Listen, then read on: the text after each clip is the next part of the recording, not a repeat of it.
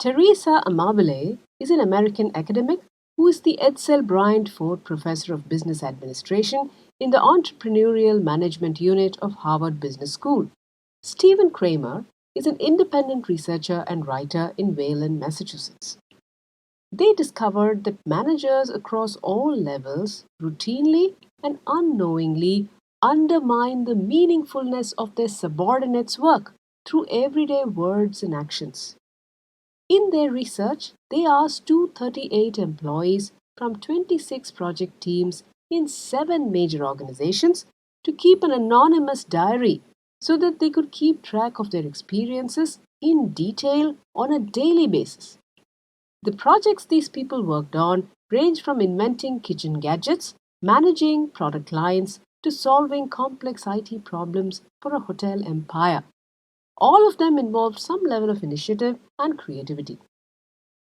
The research team received more than 12,000 separate diary entries, which they used to analyze people's inner work lives, that is, their emotions and moods, motivation levels, and perceptions of the work environment that day, as well as what work they did and what events stood out in their minds.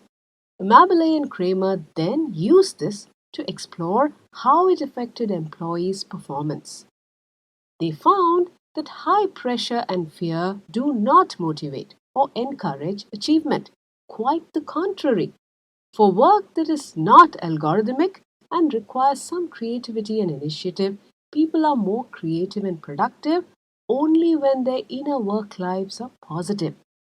Employees' inner work lives are positive when they feel happy, enjoy their work, are intrinsically motivated by the work itself, and have positive perceptions of their colleagues, bosses, and the organization. Moreover, in these positive states, people are more committed to their work, more cooperative, warm, and friendly towards their colleagues. A person's inner work life on a given day fuels their performance for that day and sometimes even the next day.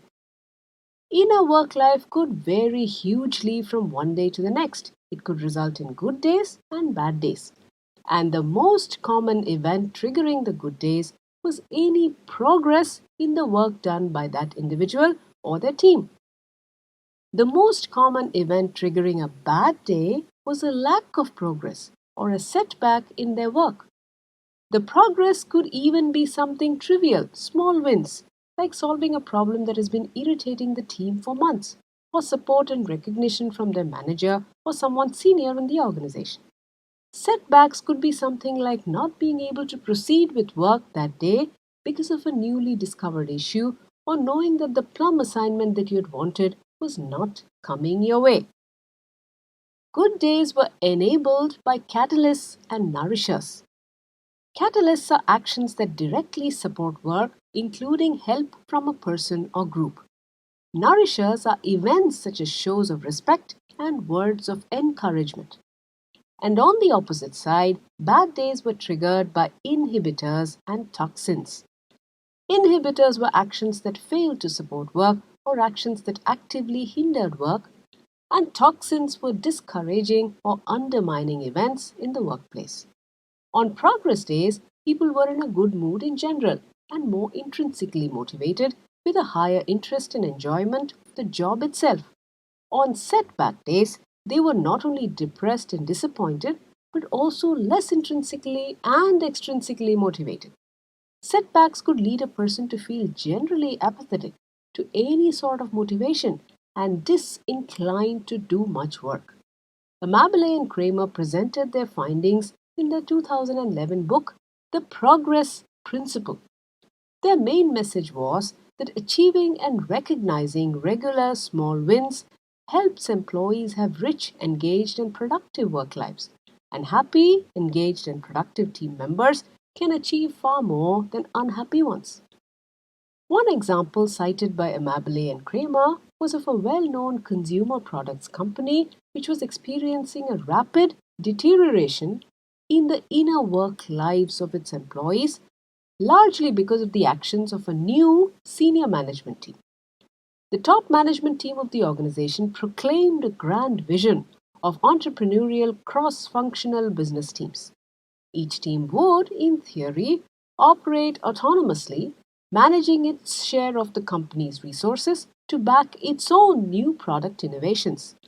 In practice, those top managers were so focused on cost savings that they repeatedly overrode the team's autonomy. The cost reduction goals took top priority, and as a result, new product innovations suffered badly. And this was a huge setback to several employees, hugely demotivating and disengaging them.